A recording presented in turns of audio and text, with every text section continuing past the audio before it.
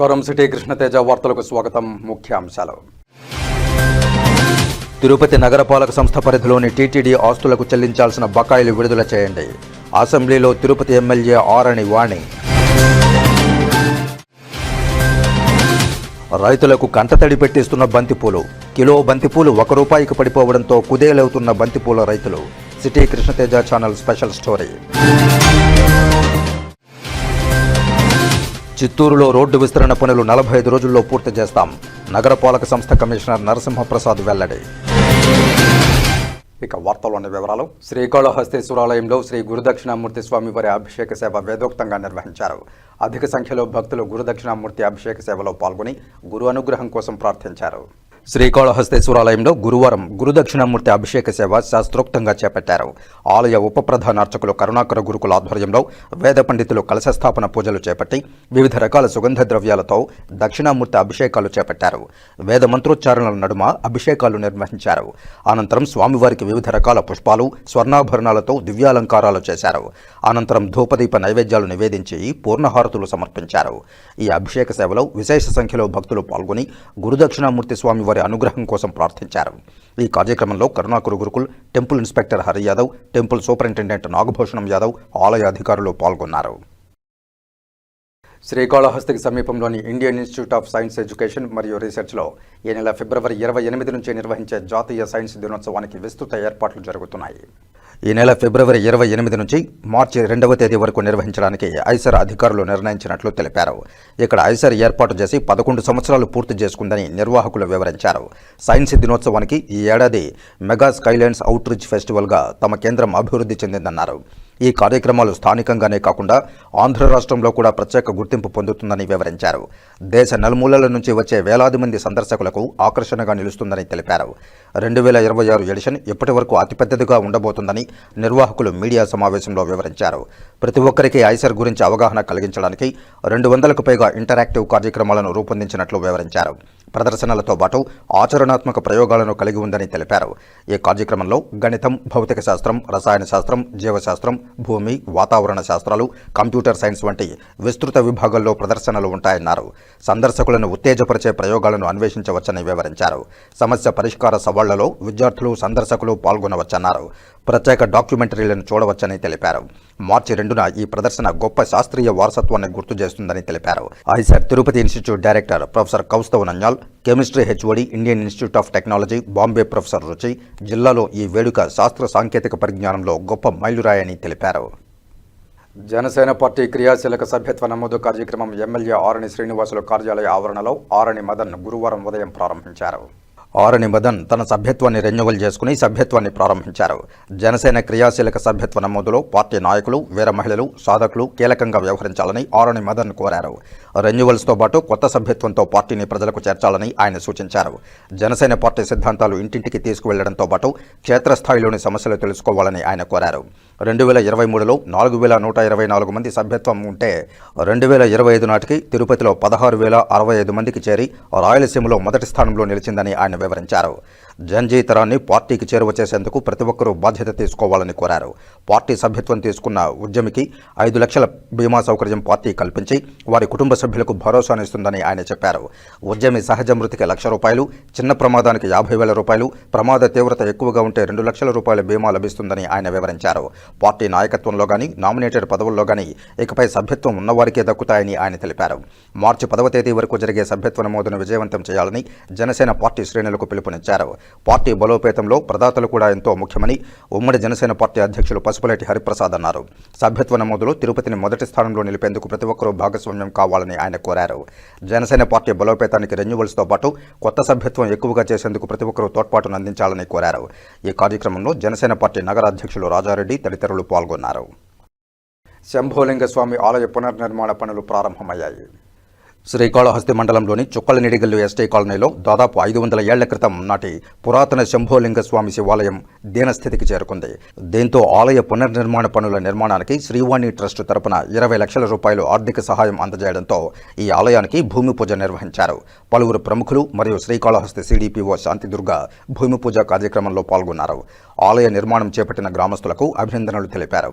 గ్రామస్తులు మాట్లాడుతూ దాదాపు 500 ఏళ్ల క్రితం నాటి శంభోలింగ స్వామి శివాలయం ఈ గ్రామంలో ఉండేదని, కాలక్రమేణా ఈ ఆలయం దీనస్థితికి చేరుకోవడంతో గ్రామస్తులు తిరుమల తిరుపతి దేవస్థానం వారిని ఆశ్రయించగా శ్రీవాణి ట్రస్ట్ తరపున 20 లక్షల రూపాయల ఆర్థిక సహాయంతో ఈ ఆలయం పునర్నిర్మాణం అవుతోందని, ఇందుకు సహకరించిన ప్రతి ఒక్కరికి వారు ధన్యవాదాలు తెలియజేశారు.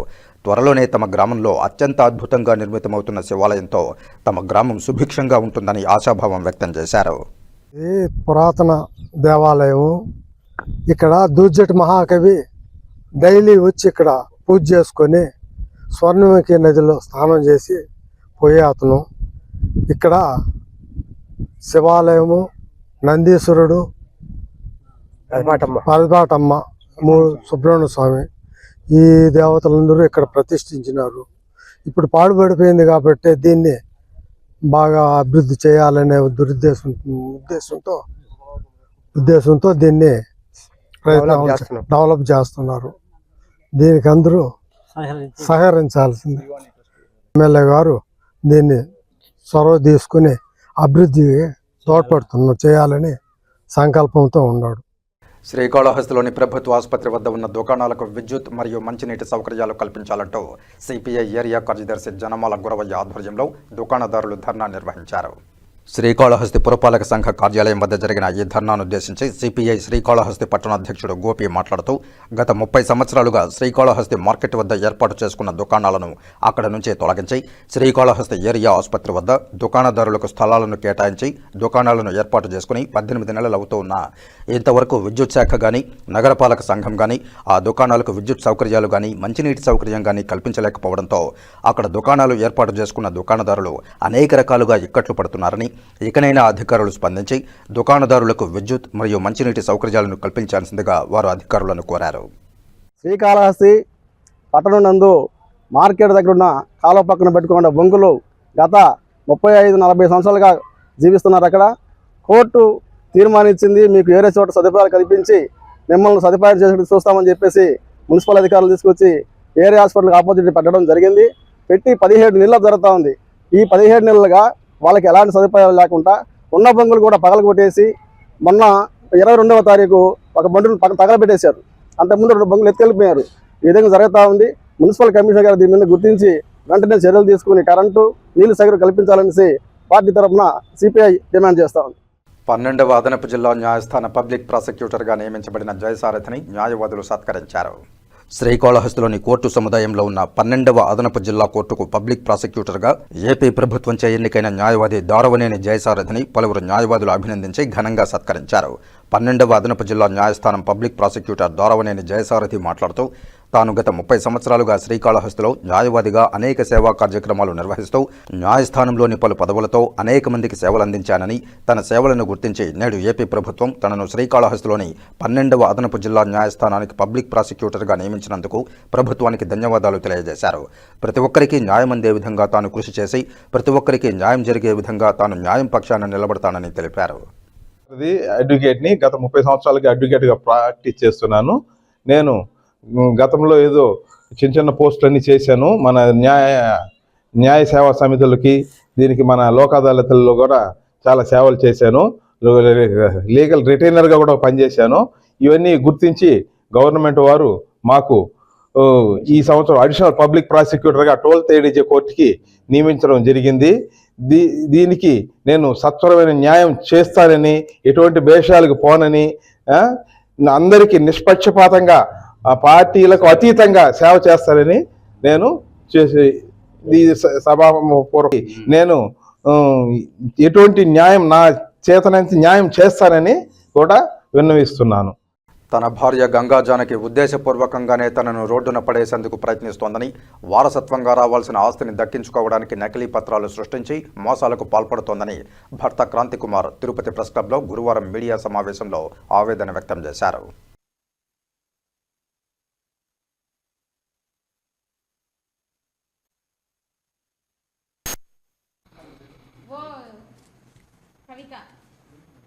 చూసారా, మొత్తం ఆధార్ కార్డు నుంచి ఓటర్ కార్డు, వాళ్ళ ఫ్యామిలీ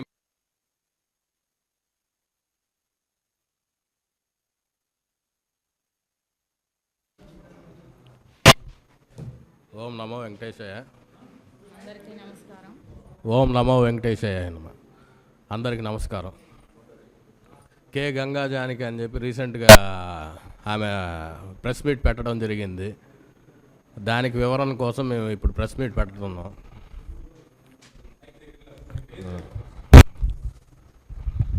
నా పేరు క్రాంతి కుమార్ అండి.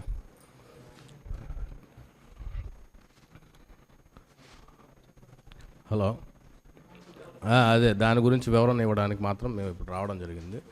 ఇప్పుడు ఆమె ఏమరా అంటే తిరుమలలో షాపు గురించి నా మీద కొంచెం అలిగేషన్ పెట్టడం జరిగింది. దానికి పూర్తి వివరణ ఇవ్వడం ఇప్పుడు జరుగుతుందన్నమాట. మా కుటుంబ సభ్యులు, మా అన్న, మా అక్క వాళ్ళు అందరూ రావడం జరిగింది ఇక్కడ. అంటే సొసైటీలో మేము ఇప్పుడు ఏమరా అంటే ఆటోమేటిక్గా ఇప్పుడు మమ్మల్ని బయటకు తీసుకురావడం వల్ల మేము ఇప్పుడు వచ్చి మేము ప్రెస్ మీట్ పెట్టడం జరిగింది. అది ఆమె మ్యారేజ్ మాకు 2014లో పెళ్ళి అయిందండి. కే గంగా జానకి నాకు మ్యారేజ్ అయింది 2014 మార్చ్. మ్యారేజ్ అయిన తర్వాత ఆమె 2018లో మాకు ఒక పాప పుట్టింది. పాప పుట్టిన తర్వాత 2024లో ఆమె మళ్ళీ ఫర్దర్ హైదరాబాద్కి వెళ్ళి ఇంకొక మ్యారేజ్ చేసుకున్నానని చెప్పి నాకు ఒక ఫోటో పెట్టడం జరిగింది. ఆ ఫోటో వచ్చి ఈ ఫోటో అండి.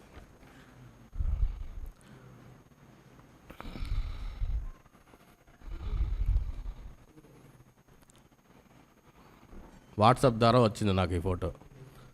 వచ్చిన తర్వాత నేను డిప్రెషన్లో లోనైనాను.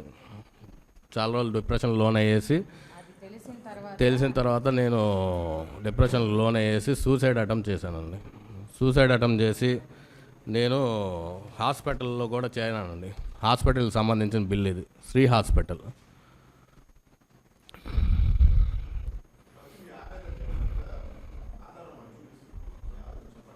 అదే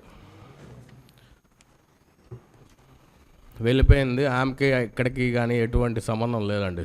మాకు ఇక్కడ ఏనా అంటే ఆమె ఇక్కడ వాళ్ళ ఫాదర్ వచ్చి షాపు కొన్నారు అనేసి అని చెప్పి చెప్పడం జరిగింది. వాళ్ళకి ఇక్కడ ఉన్న షాపుకి కానీ ఎటువంటి సంబంధం అయితే లేదు. అది మా పూర్వీకుల నుంచి వస్తున్న షాప్ అది. దానికి సంబంధించిన ఆధారాలు కూడా ఉన్నాయి. ఏరా అంటే ఆమె పూర్తిగా ఆధారాలు కూడా తారుమారు చేసిందనమాట.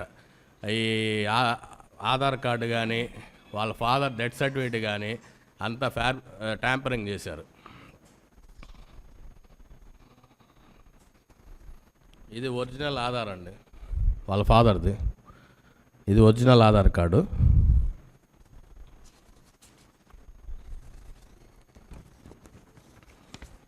ఆమె మార్చిన ఆధార్ కార్డు ఇక్కడికి అంటే బైరాపేట అడ్రస్ పెట్టేసి ఇక్కడికి ట్యాంపరింగ్ చేశారు. ఇది ఈ ఆధార్ కార్డు. ఆమె ప్రాపర్ రాజమండ్రి, వాళ్ళ ఫాదర్ది రాజమండ్రి. ఇది వాళ్ళ ఫాదర్ది రాజమండ్రి డెత్ సర్టిఫికేట్. ఇది ఒరిజినల్. ఏం ట్యాంపరింగ్ చేసిన డెత్ సర్టిఫికేట్ ఇది. ఇక్కడ తిరుపతి అనేసి అని చెప్పి ట్యాంపరింగ్ చేసింది. ఇది ఫేక్ది. ఇది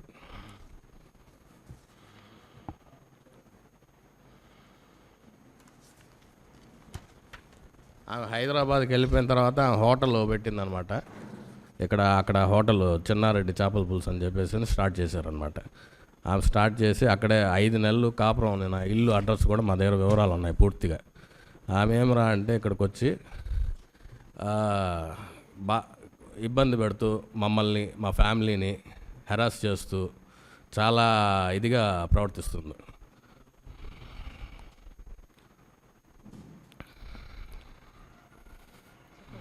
పట్టమ్మాలు అనేసి అని చెప్పి ఇన్షులు వి అనేసి అని చెప్తుంది. పట్టమ్మ రుక్మిణమ్మ వచ్చి మాకు అవ్వ, వాళ్ళిద్దరూ అక్క చెల్లెళ్ళు అనమాట. ఇన్షులు ఆటోమేటిక్గా మారుతుంది. దాన్ని బేస్ చేసుకొని ఈ వి అనేసి అని చెప్పడం అంటే ఏరా అంటే కొంచెం డైవర్ట్ చేయాలన్న భావంతో ఆమె చేయడం తప్ప ఇంక ఏమీ లేదు అక్కడ ఇష్యూ. అయితే ఎప్పటి నుంచో మేము ఉన్నాం. వాళ్ళ ఫాదర్ ఫోటో కూడా మా దగ్గర ఇప్పుడు ఏమరా అంటే ఈయన కానీ తిరుమలలో ఎక్కడైనా ఉన్నారన్న ఒక ప్రూఫ్ కూడా లేదు. వాళ్ళ ఫాదర్ అండి ఈయన రాజమండ్రి. ఈయన వచ్చి రియల్ ఎస్టేట్ చేస్తాడు రాజమండ్రిలోనే. ఆయన చనిపోయింది 2023లో చనిపోయాడు ఈయన కానీ తిరుమలలో ఎక్కడా కానీ షాప్ కొన్నట్టు కానీ షాప్ ఉన్నట్టు కానీ ఈయనకైతే ఎటువంటి ఎవిడెన్స్ లేదు. మేము చెప్పేది ఏమరా అంటే ఇప్పుడు ఆమె షాపు మాది అనే మా నాన్న కొన్నారనేసి అని చెప్తుంది కదా, దానికి ఎటువంటి డాక్యుమెంట్స్ లేకుండా ఫేక్ డాక్యుమెంట్స్ పెట్టుకొని ఆమె వచ్చి ఊరికి అనవసరంగా ప్రెస్ మీట్ పెట్టి మమ్మల్ని రోడ్డు మీద తీసుకురావడం వల్ల మేము వివరణ ఇవ్వడానికి మాత్రం ఇక్కడికి వచ్చాం. మేము చెప్పడం ఏమంటే షాప్ వచ్చి కొండ మీద మా కుటుంబానికి సంబంధించింది, మా పూర్వీకుల నుంచి ఉంది, అది షాప్ మాది. అది ఏమండి మ్యారేజ్ చేసుకోకముందు ఆమెకి మ్యారేజ్ అయిన విషయం నాకు పాప పుట్టిన తర్వాత తెలిసింది. పాప పుట్టిన తర్వాత ఆమె చెప్పడం జరిగింది నాకు మ్యారేజ్ అయింది అనేసి అని చెప్పి. అప్పుడు కూడా నేను అంటే ఇప్పుడు కూడా నేను రాకపోవడానికి కారణం ఎవరంటే ఒక ఆడపిల్ల ఉందనే కారణంతోనే నేను ప్రెస్ మీటింగ్కి రాకపోవడం, ఇన్ని రోజులుగా వెయిట్ చేయడం కూడా అదే ఆలోచనలో ఉండి నేను రాలేదు.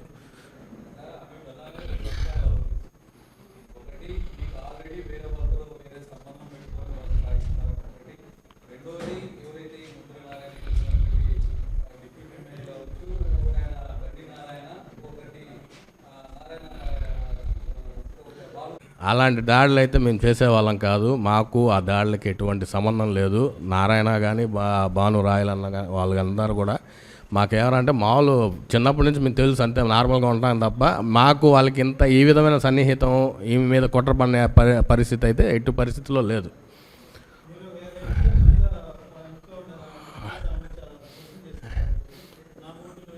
నేను వెళ్ళింది ఏదో హెల్త్ బాగాలేదని వెళ్ళాం, కానీ అది అంత ప్రత్యేకించి ఆమె ఊరికే జస్ట్ దాన్ని ఇష్యూ చేయాలని చెప్పి చేశారు అంతే తప్ప ఇంకేం లేదండి.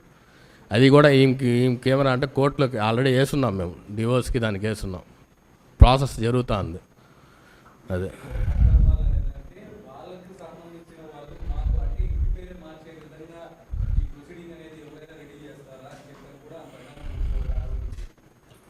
అంటే ఇప్పుడు పట్టమ్మాలు మా రుక్మిణమ్మ అక్క చెల్లెళ్ళు అండి. అక్క చెల్లెళ్ళు అన్నప్పుడు ఇన్షియల్ అనేది డిఫరెన్స్ అనేది కంపల్సరీ వస్తుంది. ఇప్పుడు మా అక్క ఉంది కే లక్ష్మి, ఇంకొక ఆమె ఉంది సుమలత అని చెప్పి, వాళ్ళు మ్యారేజ్ అయినప్పుడు ఇంకా వేరే డిఫరెన్స్ ఉంటుంది కదా.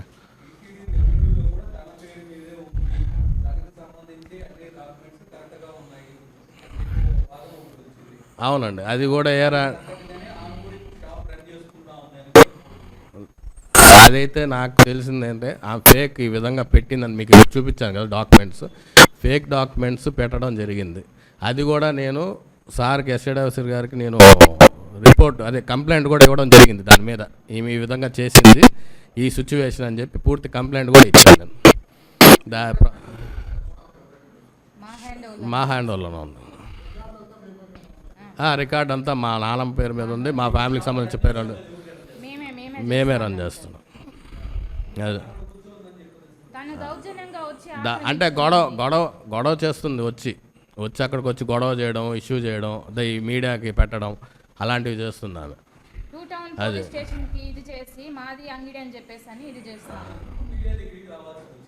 మీడియా దగ్గర రావాల్సి వచ్చింది ఏమన్నా అంటే ఇప్పుడు ఆ షాపు కావాలని అంటే ఇప్పుడు ఆమెకి నాకు మ్యారేజ్ అయిన ఒక సందర్భమే తప్ప ఆమెకి షాప్కి ఎటువంటి సంబంధం అయితే లేదు. అది 100% క్లారిటీ.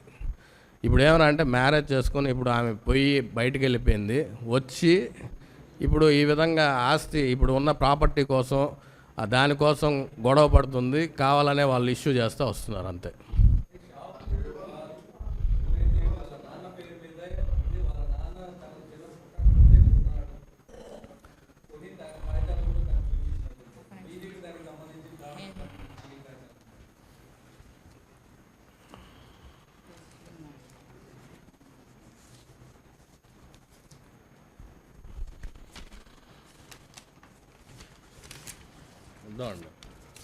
రుక్మిణమ్మ అని చెప్పాం కదా మా అవ్వ, ఆమె పట్టమ్మాలు సిస్టర్ అని చెప్పి ఇద్దరు రాసుకున్న డాక్యుమెంట్ ఇది.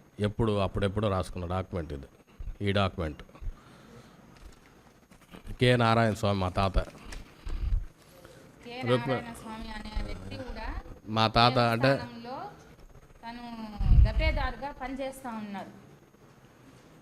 మా తాత అప్పుడు తీసుకున్న పట్టమ్మాలు అక్క సిస్టర్ అని చెప్పి రాయిపించుకున్న డాక్యుమెంటు, ఆ షాపుకు సంబంధించిన ఆ డాక్యుమెంట్ ఇది.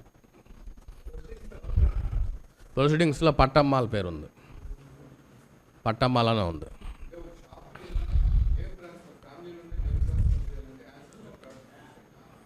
ప్రాపర్గా కోర్టు ద్వారా నుంచే మా అవునవునండి అవును అది చెప్పినాను కదా సార్. ఇప్పుడు అప్పుడు ఏం జరిగిందిరా అంటే పోయి ఈమె డాక్యుమెంట్స్ ఇచ్చానని చెప్పింది కదా, ప్రెస్ మీట్లో కూడా చెప్పింది. ఆ పెట్టిందంతా కూడా దొంగ డాక్యుమెంట్లనే మీకు చెప్తుంది.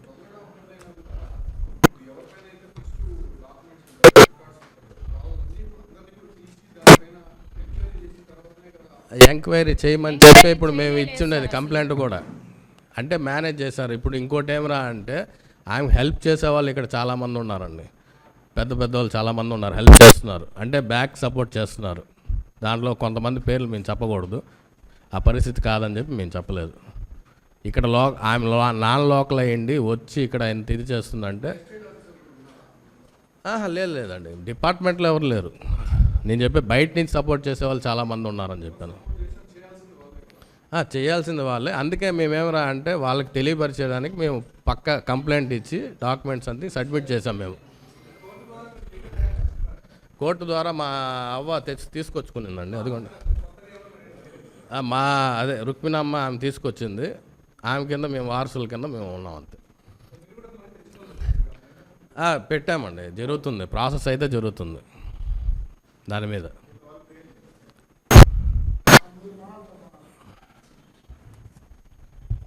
మాకు తెలిసిన విషయం ఎవరా అంటే ఇక్కడ కిషోర్ అంటే అతనికి ఏదో నిక్ నేమ్ ఉంది, కిచ్చా కిషోర్ అంట, అతని పేరు ఏదో తెలీదు. చిన్నగొట్టుకెళ్ళు బీజేపీలో ఏదో పార్టీలో ఉంటాడని తెలిసింది. అతను ఫుల్ సపోర్ట్ అయితే ఆమెకు ఉందనేసి మాకు వివరణ అయితే వచ్చింది పూర్తిగా. అయితే అతను ఉండి బ్యాక్ ఉండి నడిపిస్తున్నాడు అనేసి అని చెప్పి తెలుసు మాకు. ఇంకా ఎవరు ఉన్నారనేది మాత్రం మాకు అంత ఐడెంటిటీ లేదు. సార్ నా పేరు కే లక్ష్మి. 82 నుంచి వాళ్ళ నాన్న కొన్నారు అని చెప్పేసి అని చెప్తున్నది కదా సార్, గంగా జానకి అనే ఆమె. 82 నుంచి వాళ్ళ నాన్న కొని ఉంటే 82 నుంచి ఎవరు షాప్ రన్ చేస్తూ ఉన్నారు? ఆ షాప్ ఎవరు పెట్టుకో ఉన్నారు? 82లో వాళ్ళ నాన్న కొన్నప్పుడు ఆ అమ్మాయికి 2023లో వాళ్ళ నాన్న చనిపోయినాక ఆ అమ్మాయికి ఇచ్చినారు అని చెప్పింది. ఇప్పుడు 82 నుంచి ఆ షాప్ ఎవరు రన్ చేస్తూ ఉన్నారు? వాళ్ళ నాన్న రన్ చేస్తూ అన్నారా? ఎవరు రన్ చేస్తూ అన్నారు అని చెప్పేసి అని ఏ ఒక్కరు కానీ వచ్చి ఎంక్వైరీ అనేది చేయనే లేదు చుట్టుపక్కల. ఇదొక పాయింట్. అయితే తను వచ్చి ఇబ్బంది పెడుతున్నాడు, వేరే అమ్మాయితో ఇది చేస్తూ ఉన్నాడు అని చెప్పేసి అని కూడా చెప్పారు. వేరే అమ్మాయితో మాట్లాడి ఇబ్బంది పెట్టి అంత చేసేవాడు తను వెళ్ళిపోయి ఫోటో పెట్టింది కదా, మ్యారేజ్ చేసుకున్నట్టు ఫోటో పెట్టింది కదా. ఫోటో పెట్టినప్పుడు తన మీద అంత ఇదిగా చెప్పినప్పుడు ఫోటో పెట్టినప్పుడు వాళ్ళు వెళ్ళిపోయిందే చాలా అనుకొని గమ్మున అయిపోయేవాడు. మళ్ళీ ఎందుకు సూసైడ్ అటెంప్ట్ చేస్తాడు? సూసైడ్ అటెంప్ట్ చేసి 1 year డిప్రెషన్లోకి వెళ్ళిపోయి ఉన్నాడు. 1 year డిప్రెషన్లోకి ఎందుకు వెళ్ళాడు? రాజమండ్రిలో ఉండే అమ్మాయి రాజమండ్రిలో నుంచి వచ్చి ఇక్కడ మా తమ్ముడిని పెళ్లి చేసుకొని ఆ అమ్మాయి వచ్చింది 2014లో మ్యారేజ్ అయ్యింది. అది ఎలా వచ్చింది? కొండ మీద కోలాటం వేస్తారు కదండి, ఆ కోలాటం వేస్తూ ఉండి తనకు పరిచయం అయ్యి అట్లా మ్యారేజ్ చేసుకొని ఇది చేశారు. మాకంటూ మా నాన్న మా అమ్మ అనేవాళ్ళు చనిపోయినారు సార్. మమ్మల్ని సాకిందంతా మా అవ్వ రుక్మిణమ్మ అనే ఆమె మమ్మల్ని సాకింది. మేము పూర్వీకుల నుంచి మా ఆస్తి అది, దాని ద్వారానే మేము బతుకుతున్నాం. 82 నుంచి తను మాట్లాడుతుంది కదా, మేము వచ్చినాము, మేము ఇక్కడ ఉన్నాము ప్రాపర్గా అని చెప్పినని. 82 నుంచి తను ఉంటే ఎక్కడున్నట్టు? కొండ మీద వాళ్ళ నాన్న ఎక్కడున్నట్టు? వాళ్ళ అమ్మ ఎక్కడున్నట్టు? ఏమి ఒక అడ్రస్ అనేది ఉంటుంది కదా సార్. ఎంత షాప్ ఉన్నా కానీ ఒక అడ్రస్ అనేది ఉంటుంది, తనకి ఒక ఇల్లు అనేది ఉంటుంది. అది తిరుమలలో ఎక్కడున్నారు? ఇది చూడండి, ఈ ఫోటో వచ్చి మా నాన్న నిరాహార దీక్షలో చిన్నపిల్లోడు చూడండి, 1955లో ఇది చిన్నపిల్లోడుగా ఉన్నప్పుడే మా నాన్న నిరాహార దీక్షకి కూర్చున్న, కొండ మీద నిరాహార దీక్షకు కూర్చున్న వ్యక్తి. 1955 ఇది చూడండి. ఇది పుట్టిపూర్వకం నుంచి మేము అక్కడే ఉండి మేము ఇది చేసుకొని మా షాపుని తన షాపుగా చెప్పుకొని మమ్మల్ని దౌర్జన్యం చేసి మమ్మల్ని అందరి దగ్గర కొట్టించి మమ్మల్ని ఇది చేసి మేము వాళ్ళు అని చెప్పేసి అని తెలియకుండా ఉన్న వాళ్ళని ఇప్పుడు మమ్మల్ని వీధిలోకి లాగేసి మా కుటుంబాలన్నింటినీ వీధిలో పెట్టేసి మమ్మల్ని చాలా హింసించి ఇది చేస్తుంది. మా వల్ల తనకి ప్రాణహాని అని చెప్పింది కదా, తన వల్ల మాకు ప్రాణహాని ఏమనేసి అంటే తన బెదిరింపుల కాళ్ళు కూడా వచ్చినాయి. నిన్ను చంపేస్తే నాకు ఉద్యోగం వస్తుంది అని చెప్పేసని, టీటీడీ ఎంప్లాయీగా ఉండే అతన్ని చంపేస్తే నాకు ఉద్యోగం వస్తుంది, నిన్ను ఎట్లా నాశనం చేయాలో నాకు తెలుసు అని చెప్పేసని ఇలా మాట్లాడింది. ఇదండి మాట్లాడిన రికార్డు కూడా ఉంది, వినండి. నేనేం తప్పుడుగా వాడి జీవితంలోకి రాలేదు. వాడికి వచ్చేటప్పుడు కూడా నేను చెప్పిన నాకు ఎలాంటి ఇంట్రెస్ట్ లేదు, నేను ఎవరిని నమ్మి ఇంకొకరి జీవితంలో నా జీవితాన్ని పెట్టదలుచుకోలేదు, నాకు వద్దు అని నేను చెప్పి 2 నెలలుగా మహారాణిలా చూసుకున్నాడు. అయితే ఖచ్చితంగా చూసుకున్నాడు, ఖచ్చితంగా. బట్టలు అన్ని కొనిచ్చాడా? అన్ని A to Z కొనిచ్చాడు. వచ్చిన రోజే 2 లక్షలు పెట్టి బంగారం తీసిచ్చినాడు. అదేనా మెల్ల వేసుకోండి? అదే చైన్, నల్లపూసలు. ఎన్ని సాక్ష్యాధారాలు సేకరించుకో. నేనేం సహకరించుకునేది ఏమో కానీ నువ్వు చెప్తున్నావు కదా, అదే నీలా చిల్లర పనులు అయితే చేయలేదు, చెయ్యడు కూడా. నేను ఖచ్చితంగా చెప్పగలను వాడి విషయంలో. 6 ఏళ్ళుగా నన్ను ఎన్నోసార్లు అడిగాడు రమ్మని. 6 ఏళ్ళు కాదు, 10 ఏళ్ళైనా ఇంకో 25 ఏళ్ళైనా నేను నీకు తాళి కట్టాను, నేనే మొదటి భర్తని అని మాట్లాడుతానే ఉన్నాడు నాతో. నేను ఏ రోజు అది తీసుకోలేదు, నాకు అవసరం లేదని చెప్పాను, నేను పట్టించుకోలేదు. ఇప్పుడు కూడా నేను ఏదో వాడిని చేసుకోవాలా, వాడితో సావాలని ఇక్కడికి రాలేదు. నిజానికి నేను ఉద్యోగం కోసమే వచ్చినా, నేను బయటే బతకాలనుకున్నా. 2 times నేను ట్రై చేసినా నీ దగ్గరికి మళ్ళా రావడానికి, కానీ ప్రతిసారి నువ్వు నాతో కేర్లెస్ గానే మాట్లాడావు. నేనంటే ఇష్టం లేనట్టే రెస్పాండ్ అయినావు. కొన్నిసార్లు నువ్వు మాట్లాడిన మాటలు నచ్చక నేనైనా ఎప్పుడు అతనికి దగ్గర అవ్వాలని ట్రై చేయలేదు. ఇప్పుడు విన్నారు కదా సార్, తన ఉద్యోగం కోసమని ఇప్పుడు ఫస్ట్ మా ఆస్తి కోసం ఇది చేసింది సార్. 10 సంవత్సరాలు అన్నీ టార్గెట్ చేసి అన్నీ ఇది చేసి మా బంధువుల్ని ఎవరెవరు ఉన్నారు, ఏం చేస్తున్నారు అన్నీ ఇది చేసి పక్కాగా ప్లాన్ చేసుకొని, ఇది 1 రోజు 2 రోజులు జరిగిన విషయం మటుకు కాదు. తన ప్లాన్లోనే ఉండి అన్నీ చేసి మంచి ఉద్యోగస్తుడు, ఆస్తిపాస్తులు ఉన్నాయి, తల్లిదండ్రులు లేదు, అత్తమామలు పోరు లేదు, ఆడబిడ్డలు పోరు లేదు, తన రాజ్యం అనుకున్నట్టు మాదిరిగా చేసి అన్నీ ఇదనింది. తన అంగిడి కావాలి అని చెప్పేసి అని ఇప్పుడు ఫేక్ డాక్యుమెంట్స్ అంతా పెట్టి ఆ ఫేక్ డాక్యుమెంట్స్ని తన రాజమండ్రిలో ఉండే నివాసం ఉన్న ఇల్లు, ఆ కరెంటు బిల్లులు అన్నీ కూడా మా దగ్గర ఉన్నాయి. తనది రాజమండ్రిలో పక్కాగా ఇల్లు ఉంది. ఆ ఇంటికి కావాల్సిన లోన్ ఫెసిలిటీ కూడా మా తమ్ముడు దగ్గర నుంచే తీసి తను కట్టించుకున్నది ఇల్లు. మాది వచ్చి ఐతాపల్లి గ్రామం సార్. మాది ఐతాపల్లి గ్రామంలో ప్రతి ఒక్కరినైనా కానీ ఎంక్వైరీ చేయమని చెప్పండి. కొండ మీద ప్రతి ఒక్క షాప్ వాళ్ళని ఎంక్వైరీ చేయమని చెప్పండి. మేము ఫలాని వాళ్ళు అని చెప్పేసి అని పక్కా ప్రూఫ్లు మా దగ్గర ఉన్నాయి. తన దగ్గర 82 నుంచి వాళ్ళ నాన్న కొన్నప్పుడు తను ఎక్కడున్నాడు? బాలాజీ నగర్లో ఉన్నారా, ఈటేప్లో ఉన్నారా, దక్షిణ మాడి వీధిలో ఉన్నారా, ఉత్తర మాది వీధిలో ఎక్కడున్నారు? ఏ పక్క ఉన్నట్టు? వాళ్ళ మదర్ వచ్చి ఇక్కడ చనిపోయారు సిమ్స్లో అని చెప్పారు, వీడియోలో చెప్పారు. వాళ్ళ మదరు ఇక్కడ సిమ్స్లో చనిపోయారని చెప్పారు.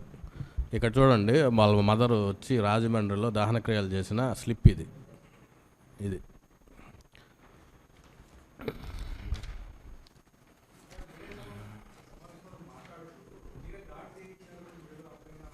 సార్ లేదు సార్, అలాంటివి ఏం చేయించలేదు.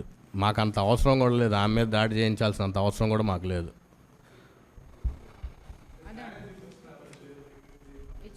లేదు సార్, అలాంటివి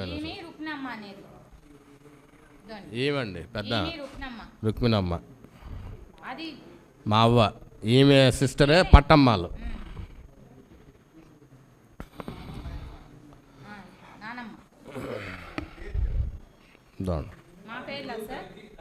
మా అక్క. బయట చెప్పేదానికి వీలు పడదు సార్, ఎందుకంటే తిరుపతి మున్సిపల్ కార్పొరేషన్ పరిధిలోని టీటీడీ ఆస్తులకు చెల్లించాల్సిన 132 కోట్ల రూపాయల ఆస్తి పన్నును వెంటనే విడుదల చేయించాలని ప్రభుత్వాన్ని తిరుపతి ఎమ్మెల్యే ఆరణి శ్రీనివాసులు కోరారు. గురువారం ఉదయం అసెంబ్లీలో 0 అవర్లో ఎమ్మెల్యే ఆరణి శ్రీనివాసులు మాట్లాడుతూ తిరుపతిలో 395 టీటీడీకి చెందిన ఆస్తులున్నాయన్నారు. వీటిలో విద్యా, వైద్య సంస్థలకు ఆస్తి పన్ను మినహాయింపుకు కౌన్సిల్ ఆమోదంతో పాటు ప్రభుత్వ అనుమతి ఉందని ఆయన చెప్పారు. అయితే శ్రీనివాసం, మాధవం, విష్ణు నివాసం అతిథి గృహాలతో పాటు మరో 28 ఆస్తులకు సంబంధించిన పన్ను బకాయిలు ఏళ్ల తరబడి టీటీడీ చెల్లించకపోవడంతో వడ్డీతో కలిపి 132 కోట్ల రూపాయలకు చేరాయని తెలిపారు. కోర్టు కేసుల పేరుతో టీటీడీ ఎప్పటికప్పుడు ఆస్తి పన్ను చెల్లింపుపై దాటి వస్తోందని ఆయన చెప్పారు. టీటీడీ మాత్రం తమ అతిథి గృహాలు వినియోగించుకునే భక్తుల నుంచి జీఎస్టీ సైతం వసూలు చేస్తూ కార్పొరేషన్కు ఆస్తి పన్ను కట్టడం లేదని ఆయన తెలిపారు. గత ప్రభుత్వ నిర్లక్ష్యం కారణంగా స్మార్ట్ సిటీ కింద చేపట్టిన city operation centre building, municipal పరిపాలనా భవనం అసంపూర్తిగా మిగిలిపోయిందని ఆవేదన వ్యక్తం చేశారు. కాంట్రాక్టర్కు పెండింగ్ చెల్లించడంతో పాటు మిగిలిన పనులు పూర్తి కోసం తక్షణం డబ్బులు ఎంతో అవసరమని ఆయన కోరారు. కావున ముఖ్యమంత్రి చంద్రబాబు నాయుడు, ఉప ముఖ్యమంత్రి పవన్ కళ్యాణ్లు కలుగజేసుకుని నిధులు లేక అవస్థలు పడుతున్న తిరుపతి కార్పొరేషన్కు టీటీడీ బకాయిలు ఇప్పించి ఆదుకోవాలని ఆయన కోరారు. ధన్యవాదాలు అధ్యక్ష. తిరుపతి కార్పొరేషన్ పరిధిలో తిరుమల భవనాలు చాలా ఎక్కువగా ఉన్నాయి అధ్యక్ష. గత 10-15 సంవత్సరాలుగా అద్దెలు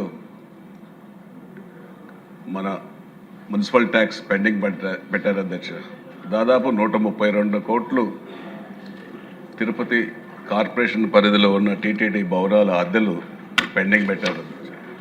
తిరుపతి అభివృద్ధికి చాలా కుంటుపడుతూ ఉంది అధ్యక్ష.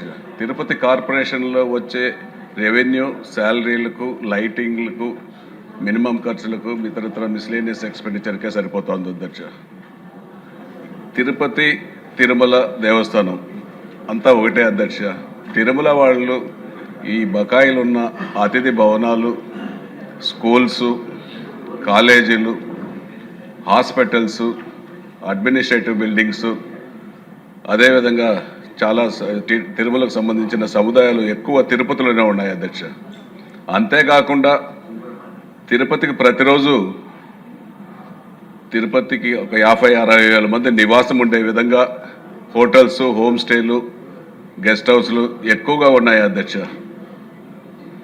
50,000 మంది కింద నుంచి పైకి దర్శనానికి వెళ్తున్నారు ప్రతిరోజు. కొండపైన ఒక 20,000, 30,000 మందికే అకామిడేషన్ ఫెసిలిటీస్ ఉన్నాయి. కాబట్టి తిరుపతికి ప్రాధాన్యత తిరుమల నుంచి, టీటీడీ వాళ్ళ నుంచి సహకరించాలని, లేదంటే చాలా ఇబ్బంది పడుతున్నామనేసి కూడా తెలియజేస్తున్నాం అధ్యక్ష. అంతేకాకుండా మున్సిపల్ కార్పొరేషన్ బిల్డింగ్ అద్దె భవన్లో ఉన్నారు అధ్యక్ష. ఉండే బిల్డింగ్ని కొట్టేసి కొత్త బిల్డింగ్ కట్టారు స్మార్ట్ సిటీ ఫండ్స్లో. అది సగంలో ఆగిపోయింది. దాదాపు 100 కోట్ల ఎస్టిమేట్లో 70 కోట్ల పని పూర్తయింది. ఒక 30 కోట్లు పేమెంట్ ఇచ్చారు. ఇంకా 30-40 కోట్ల పేమెంట్ ఇవ్వాల మున్సిపల్ కార్పొరేషన్ భవన్కు. నిధులు లేకుండా ఆగిపోయింది. బిల్డింగ్ కూడా ఆగిపోయింది అధ్యక్ష. ఇప్పుడు కార్పొరేషన్ మీటింగ్ జరిపించుకోవాలంటే యూనివర్సిటీ క్యాంపస్కు పోయి సెనేట్ హాల్లో దానికి బాడుగ కట్టి అక్కడ కార్పొరేషన్ మీటింగ్ జరిపించుకుంటున్నారు. కార్పొరేషన్ బిల్డింగు అద్దె భవన్లో ఉన్నారు. ఇవన్నిటికీ తిరుపతి, తిరుమల పార్ట్ కాబట్టి తిరుమల వాళ్ళు అన్నిటికీ సహకరించాలి. ఆ మున్సిపల్ ట్యాక్స్ని వెంటనే మీ ముఖ్యమంత్రి గారికి చొరవ తీసుకొని, అదేవిధంగా ఉప ముఖ్యమంత్రి గారు చొరవ తీసుకొని మీ ద్వారా వాళ్ళకు తెలియజేసి మున్సిపల్ ట్యాక్స్లు వచ్చే విధంగా తొందరగా పే చేసే విధంగా అభ్యర్థిస్తున్నాను అధ్యక్ష. ఇంటర్మీడియట్ పబ్లిక్ పరీక్షలు ద్వితీయ సంవత్సరం మరియు బ్యాక్లాగ్ విద్యార్థులు ఇంగ్లీష్ పేపర్ 2 మరియు వొకేషనల్ పరీక్షలు గురువారం నాడు జరిగాయి. ఇంటర్మీడియట్ పబ్లిక్ పరీక్షలు ద్వితీయ సంవత్సరం మరియు బ్యాక్లాగ్ విద్యార్థులు ఇంగ్లీష్ పేపర్ 2 మరియు వొకేషనల్ పరీక్షలు గురువారం రోజు జరిగిన జనరల్ కోర్సుకు సంబంధించి 84 సెంటర్లలో మొత్తం 28,395 మంది విద్యార్థులకు గాను 27,968 మంది విద్యార్థులు రాయగా 427 మంది విద్యార్థులు గైర్హాజరయ్యారు. అలాగే వొకేషనల్ కోర్సులో 14 సెంటర్లలో మొత్తం 1075 మంది విద్యార్థులకు గాను 1048 మంది విద్యార్థులు రాయగా 27 మంది విద్యార్థులు గైర్హాజరయ్యారు. పరీక్షా కేంద్రంలో సీసీ కెమెరాల ఏర్పాటుతో ఇంటర్మీడియట్ బోర్డుకు అనుసంధానంతో పర్యవేక్షణ జరుగుతోందని, క్యాంపస్లో మెడికల్ సిబ్బంది క్యాంపు ఏర్పాటు, త్రాగునీరు, తగినంత వెలుతురు, బందోబస్తు అన్ని ఏర్పాట్లు ఉన్నాయని అధికారులు వివరించారు. ఎలాంటి మాల్ ప్రాక్టీస్ జరగకుండా పర్యవేక్షించాలని అధికారులను ఆదేశించారు. పరీక్షా కేంద్రాల్లో గల సీసీ కెమెరాల ద్వారా పర్యవేక్షణ జరుగుతోందని తెలిపారు. శ్రీకాళహస్తిలోని పాల సొసైటీ కేంద్రాన్ని ఫుడ్ ఇన్స్పెక్టర్ జగదీష్ తన సిబ్బందితో కలిసి ఆకస్మిక తనిఖీ చేశారు. ఉన్నతాధికారుల ఆదేశాల మేరకు జిల్లా వ్యాప్తంగా పాల కేంద్రాల్లో తనిఖీలు నిర్వహిస్తున్నామని ఆయన తెలిపారు.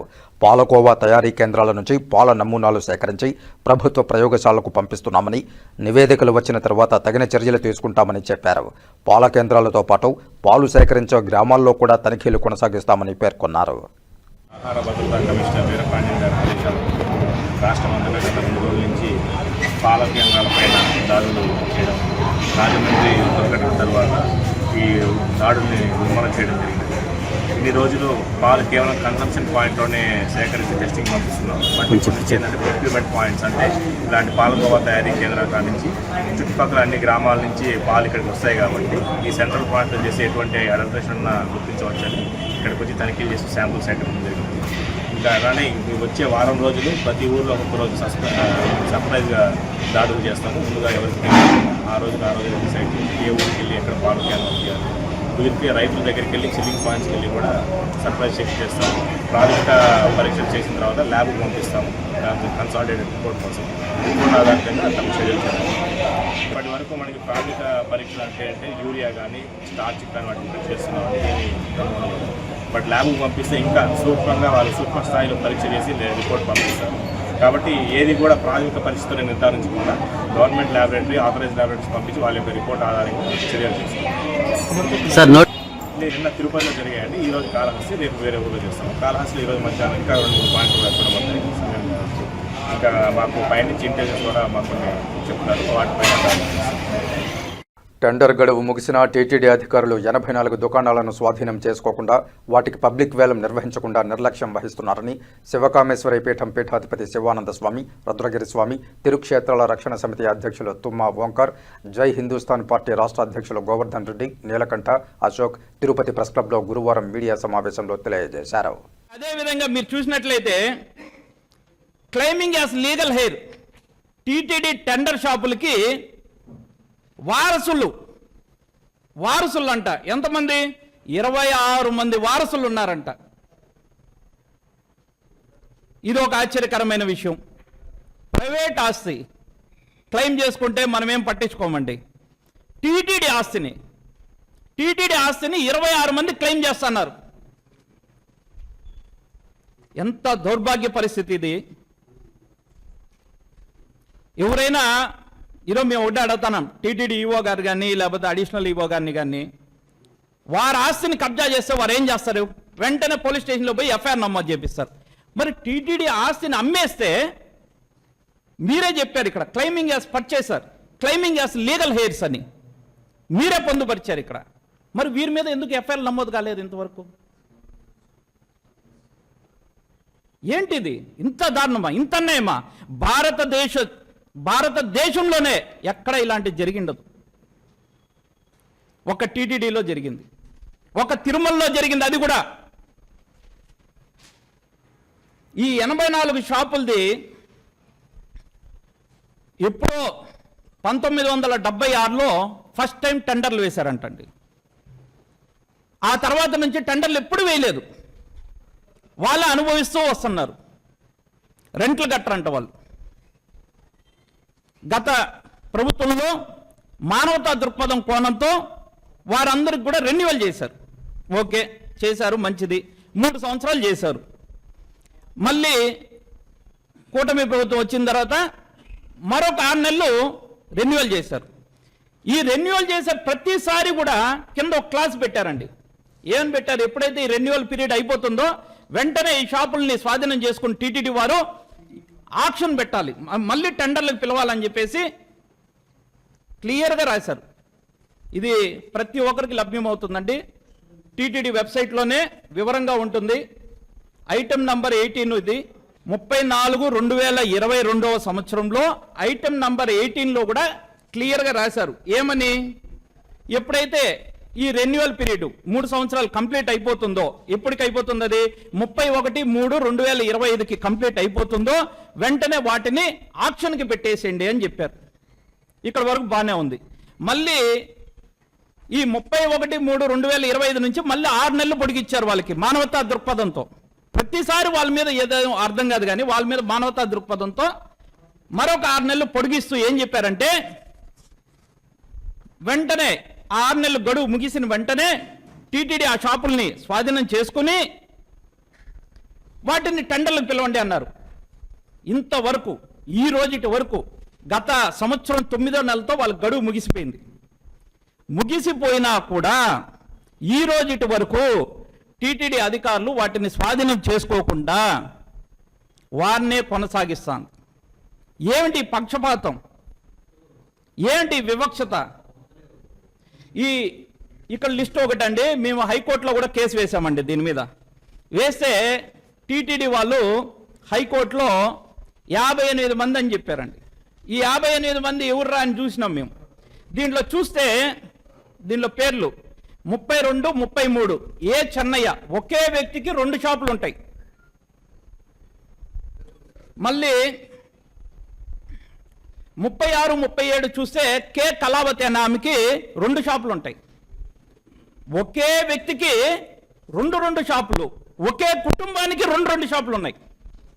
అంటే 40 సంవత్సరాల నుంచి టీటీడీ ఆస్తికి ఎటువంటి టెండర్లు లేకుండా ఉంటూ అమ్మేసుకుంటూ వారసులని చెప్పి క్లెయిములు చేసుకుంటూ ఇంత తతంగం జరుగుతూ ఉంటే టీటీడీ అధికారులు ఎందుకు దీని మీద స్పందించట్లేదు?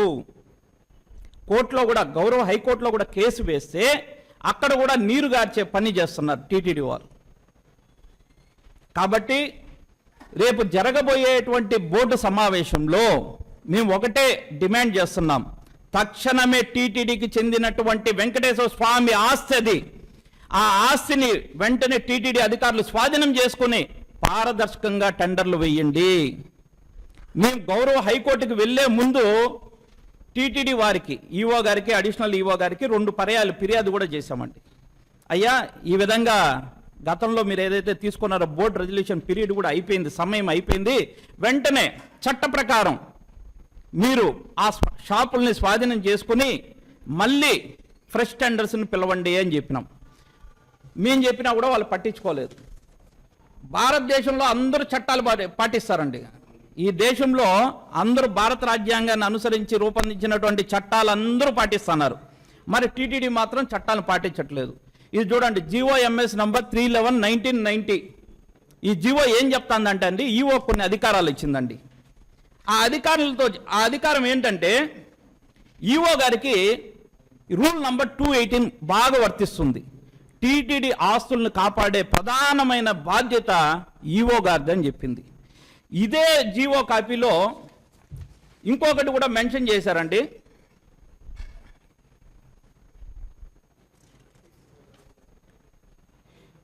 రూల్ నంబర్ 147 అండి. ఎవరికైనా మీరు టెండర్ ఇవ్వాలనుకుంటే 3 సంవత్సరాలకు మించి ఇవ్వకూడదు, అధికారం లేదని చెప్తాంది.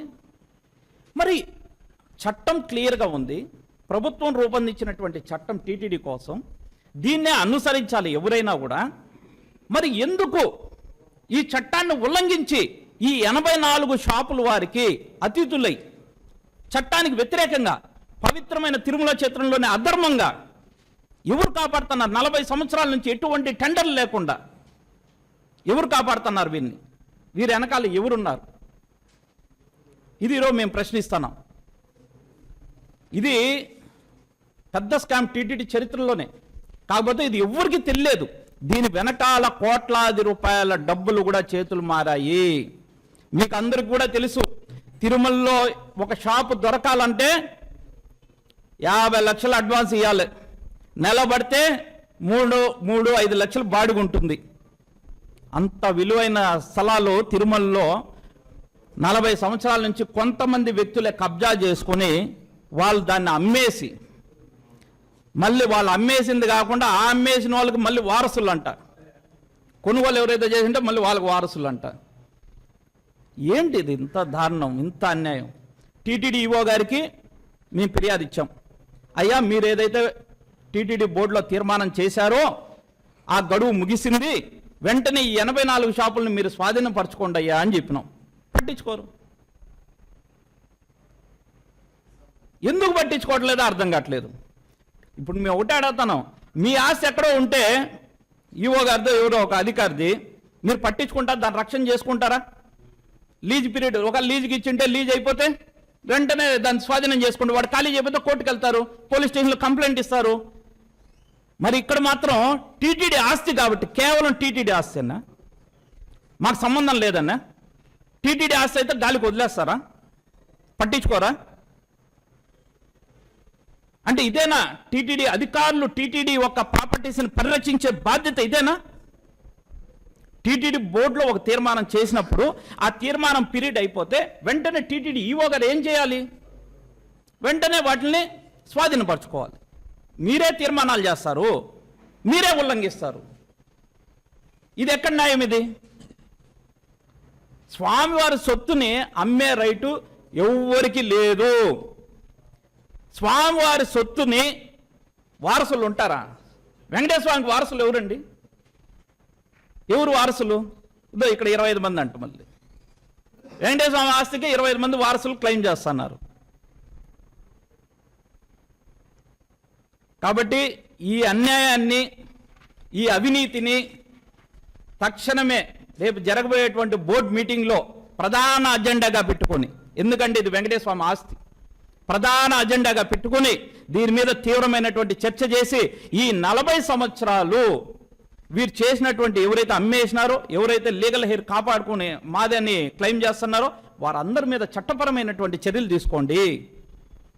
ఇదే మన ఆస్తికి ఎవడైనా వస్తే మనం ఏం చేస్తామో అదే విధంగా టీటీడీ ఆస్తికి ఈరోజు ఎవరైతే వస్తున్నారో, అమ్మేయడము, వారసత్వ హక్కు మాదే అని చెప్పేసి చేస్తున్నారో వారి మీద కూడా చట్టపరమైన చర్యలు తీసుకోండి అంటున్నాం. ఒక్కరోజు కూడా కొనసాగించరండి. మనం ఎక్కడైనా లీజ్ పీరియడ్ గవర్నమెంట్లో, ఎండోమెంట్లో, వివిధ రెవెన్యూ కానీ మున్సిపాలిటీలో కానీ మనం చూసినట్లయితే ఒక షాప్ లీజుకి తీసుకుంటే ఆ లీజ్ పీరియడ్ అయిపోతే ఒక్కరోజు కూడా కొనసాగించరు. కానీ టీటీడీలో మాత్రం 40 సంవత్సరాల నుంచి కొనసాగిస్తున్నారు. ఇది చాలా అన్యాయం. కాబట్టి మేము టీటీడీ చైర్మన్ గారిని, టీటీడీ ఈవో గారిని ఒకటే కోరుతున్నాం, రేపు జరగబోయేటువంటి బోర్డు మీటింగ్లో దీని మీద ప్రధాన అజెండా పెట్టుకుని, ప్రధాన టేబుల్ అజెండాగా పెట్టుకుని దీని మీద సుదీర్ఘ చర్చ చేసి ఇప్పటి వరకు ఏమేమి స్కాములు జరిగినాయి, దీంట్లో ఎంతమంది అధికారులు భాగస్వామ్యం అయినారు, ఎవరెవరైతే అవినీతికి పాల్పడినారో వారందరి మీద చట్టపరమైనటువంటి చర్యలు తీసుకోవాలని మేము కోరుతున్నాము. లేని ఎడల మేము మహా ఉద్యమం చేస్తాం. వెంకటేశ్వర స్వామి ఆస్తిని కాపాడుకునేదే మా బాధ్యత. వెంకటేశ్వర స్వామి భక్తులుగా మా అందరి బాధ్యత, మనందరి బాధ్యత. టీటీడీ ఆస్తులను అమ్మివేయాలని చూస్తున్నారా? టీటీడీ ఆస్తులకు వారసులను సృష్టిస్తున్నారా? ఇంతకంటే చరిత్రలో, టీటీడీ చరిత్రలో ఇంతకంటే పెద్ద స్కామ్ జరిగి ఉండదయ్యా.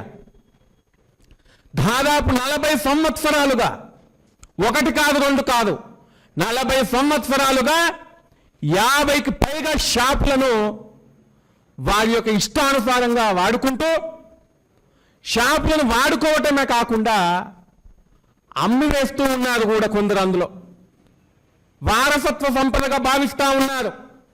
అయ్యా టీటీడీ అధికారులారా, మీరు నిద్రపోతున్నారా 40 సంవత్సరాలుగా? ఇకనైనా నిద్రా వ్యవస్థ నుంచి మేల్కొనండి. 40 సంవత్సరాలు నిద్రపోయిన నిద్ర చాలు. మీరు ఇంకా శ్రీవారి ఆస్తులను, టీటీడీ ఆస్తులను అమ్మివేయాలనేటువంటి కుట్ర జరుగుతూ ఉంటే మీరు ఇంకా నిద్రావస్థలో ఉన్నారంటే టీటీడీ ఆస్తుల మీద మీకు బాధ్యత లేదా? టీటీడీ ఆస్తులను కాపాడేటువంటి పూర్తి బాధ్యత మీకు లేదా? అయ్యా టీటీడీ ఈవో గారు, అడిషనల్ ఈవో గారు గతంలో 2 సార్లు ఫిర్యాదు చేయడం జరిగింది. ఇప్పటి వరకు మీరు స్పందించడం లేదంటే దీని వెనక, ఈ భారీ స్కామ్ వెనక ఎవరు ఉన్నారు? ఈ యొక్క స్కామ్ ఎవరు వెనకాల ఉండి నడిపిస్తున్నారని మేము అడుగుతా ఉన్నాము. ఈరోజు ఈ యొక్క షాపులు, 50కి పైగా షాపులు నడిపేటటువంటి వారు ఎవరైతే ఉన్నారో వీరి యొక్క చర్య పూర్తిగా ఒకవైపు ఎండోమెంట్ రూల్స్కి వ్యతిరేకంగా, టీటీడీ నిబంధనలకు వ్యతిరేకంగా పనిచేస్తున్నా కూడా ఈరోజు మీరు స్పందించడం లేదు. మేము అడుగుతా ఉన్నామయ్యా అధికారులారా, అదే కనుక మీ యొక్క ఇంటిని ఎవరైనా అమ్మివేయాలని చూసినా, మీ యొక్క ఆస్తుల వ్యవహారం ఇటువంటి స్కామ్ జరిగితే మీరు చూస్తూ ఊరుకుంటారా? ఇది వాళ్ళకి ఎప్పుడో వారి మీద కేసులు పెట్టి కఠిన చర్యలు తీసుకుంటారు. మరి టీటీడీ ఆస్తుల విషయంలో ఇంత పెద్ద స్కామ్ జరుగుతున్నా కూడా మీరు ఎందుకు స్పందించడం లేదు? అంటే టీటీడీ ఆస్తి అంటే మీ ఆస్తి కాదనుకుంటున్నారా? ఒక విషయం గుర్తుపెట్టుకోవాలి అధికారులందరూ కూడా, టీటీడీ ఆస్తి అంటే సాక్షాత్తు కలియుగ ప్రత్యక్ష వెంకటేశ్వర స్వామి ఆస్తి. టీటీడీ ఆస్తి అంటే భక్తులందరి ఆస్తి. ఈ యొక్క వ్యవహారం లోపల కోట్లాది మంది హిందువుల యొక్క మనోభావాలు దెబ్బతింటున్నాయి. టీటీడీ ఆస్తులను కాపాడలేకపోతే మీరు ఎటువంటి ఉద్యోగాలు నిర్వహిస్తున్నారు తిరుమలలో ఉండి? తక్షణమే టీటీడీ ఈవో గారు, జేఈఓ గారు ప్రత్యేకమైన దృష్టి పెట్టండి. టీటీడీ ఆస్తులను కాపాడటం మీ యొక్క బాధ్యత.